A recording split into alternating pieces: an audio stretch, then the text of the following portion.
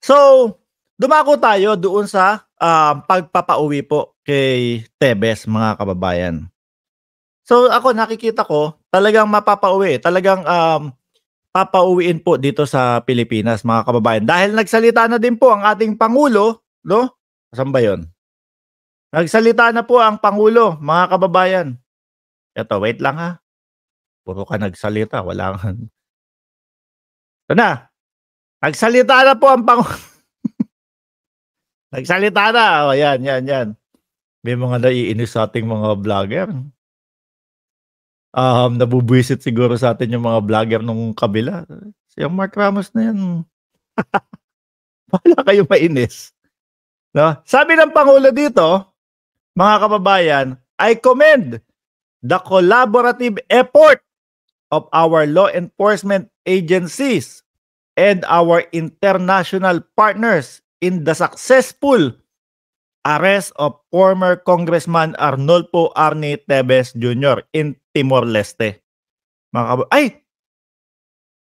um, Mr. President, may sinasabi si Arnie Tevez nung nakaraang linggo. Nag-comment pa kasi.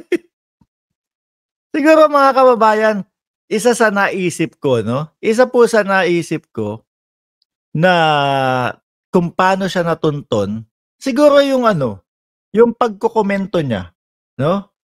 Kasi puwede kagaya nito mga kababayan, yung mga IP natin, alam ko, kung hindi po ako nagkakamali, yung mga IP natin like now habang naka-live ako. So, kayang i-trace 'yan, eh. Kayang i-trace kung saan nanggaling, kayang i-trace kung saan ipinadala 'tong lugar, itong, mensahe na 'to, itong video na 'to. Tingin ko po doon, 'no? Isa 'yun, mga kababayan. Oh, tuloy. "Rest assured that the government will take all necessary action to bring him back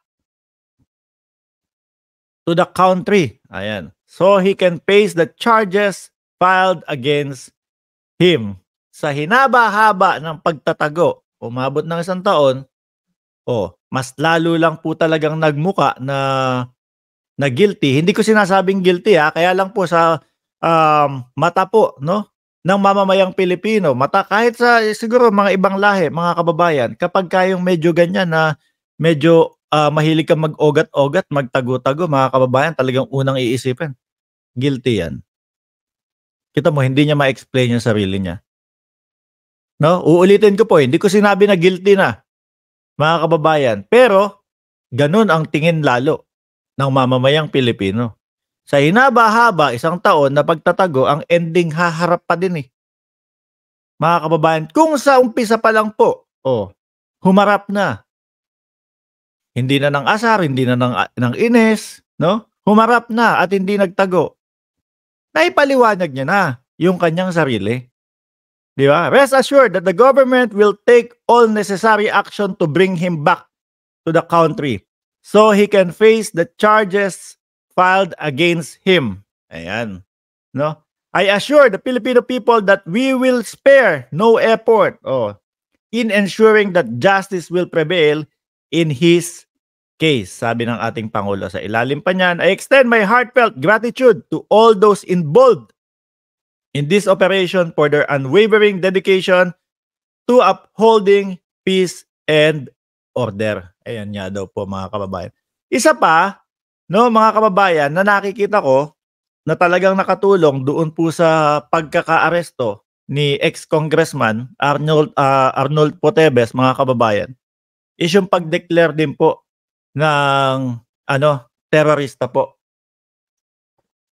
Kasi mga kababayan, kagaya niyan, 'no, sa lahat ng bansa sa mundo, siyempre 'pag inisip niya po, hindi ko i-ga-grab yung ano nito, yung knowledge, yung pag-iisip nito about sa terrorist. Kasi kanina bago ako mag-live, nakikinig ako kay, Attorney Libayan. Na-realize ko yung sinasabi niya na, pagka sinabi mo na isang tao ay isang terorista, 'no, siyempre walang bansa, tama nga siya, walang bansa na merong terorista doon sa kanilang, loob, sa loob ng kanilang bansa. 'Di ba? Walang bansa na may gustong meron sa loob. O 'yan. 'Di ba? Haha, na kay Direk Freddy ka rin kanina, Kuya Mark, sabi ni Inday Sasi. Opo, mahilig po talaga akong manood ng mga vlogs ng mga kaibigan, kapitbahay natin, mga madam, sir. 824 viewers, ayan. Huwag niyong kalimutan na i-press yung like diyan habang nakikinig kayo, okey? So, totoo po, 'no? Miski ako, kunyari ako presidente ng Timor-Leste, kunyari lang, ha. So, hindi ako nag-aasam. Sasabihin, si Mark Ramos nag-aasam maging presidente, eh, ob naman. So, siyempre 'pag sinabi sa akin, 'no, ng Department of Justice ng Pilipinas, yang tao na yan, ganito ang ginawa niya, bratatatatatatat, ang daming binatatatat dito. Kumbaga siya yung isa sa suspect, 'no? Oh, siya yung isa sa suspect. So, siyempre, iisipin ko, "Naku, wait lang, ayoko ng may ganyan dito sa aking bansa.